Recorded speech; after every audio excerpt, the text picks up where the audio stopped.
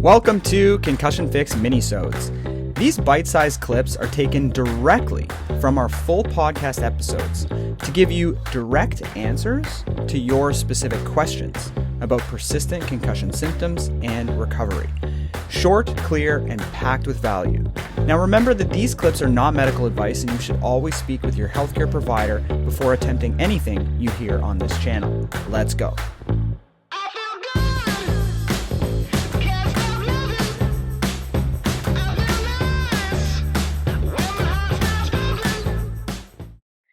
So I've been seeing someone for chiropractor and concussion. It was going great. Last week, they ended by doing a side adjustment that felt a little off. I should have said something, but once I got up and realized he was talking to his next patient in the waiting room. By the next night, I could barely walk or sit. I went Monday and they put TENS pads for pain and it felt better. And I was able to walk again, but by that night, I could barely walk or sit. He said that he thinks due to the car accident trauma, my ligaments were stretched, and even with the clamshells and bridges, it wasn't strong enough. So he said no side adjustments for a month or so. Now I'm in excruciating pain, and again with some headaches and nausea, but not from head. Anyways, can't do 30 minutes of or cardio since can't walk. Would you find a new practitioner, or is this just a misstep as you are progressing? Now I'm fearful of treatments and walking and sitting. Very frustrated. Was this side adjustment, was this a low back adjustment? They didn't say. Yes, it was a low back adjustment. Yeah, so I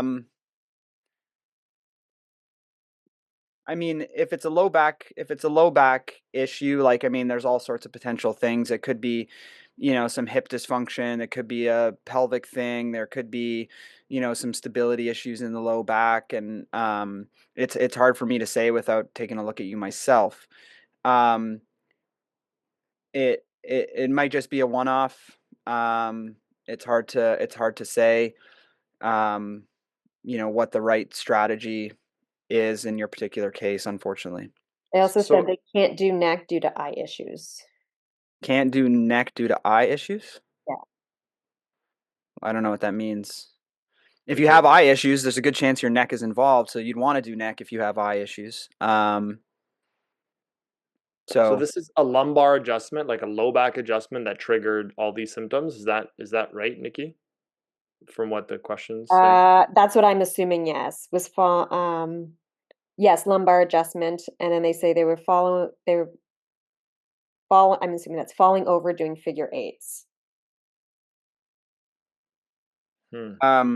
Yeah, figure eights, it could be vestibular, it could be neck, it could be visual.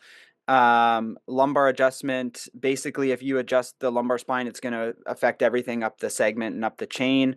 A lot of times I see people that have like these pelvic obliquities where it actually makes one leg longer than the other. And so, your body can kind of get used to that after a while, and it has this set point. And once you change that set point, it kind of causes some temporary kind of flares and tightness up the chain. And once you just keep working at it, and that eventually kind of, levels out. One leg is longer than the other, they confirmed. Yeah. So it could just be that you have some pelvic obliquity, and that could be causing all sorts of things up the chain. It is pretty dramatic, though, to get that. Like, I've seen this type of aggravation from a cervical adjustment, but not often from a lumbar adjustment. But I just think it's just biomechanics, right? So if you have, and I know this particular patient, I know that she doesn't want her name said, so I won't say it, but she had a lot of hip issues, a lot of hip dysfunction, right? So it could be that she has some pelvic issues there that are causing that. I would probably mostly be focused on soft tissue for that particular case. Mm-hmm. But then if you change the biomechanics in the low back, that's going to just affect everything up the chain, and that can cause increased tension in the neck. And so, I would just be working on both. And I wouldn't shy away from the neck just because you have eye issues. I would actually encourage you to do more on the neck if you have eye issues, because it can actually help with eye issues in many cases. So, I wanted to touch on the fear piece too.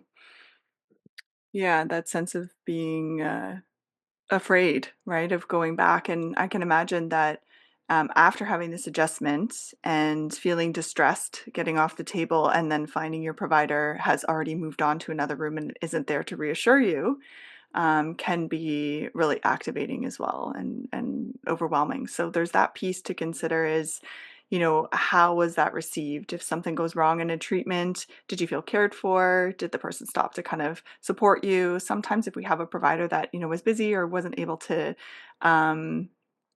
you know, acknowledge what had happened, that can actually create more fear, and that fear then creates tension in the body, creates more holdings, and can actually flare your symptoms more.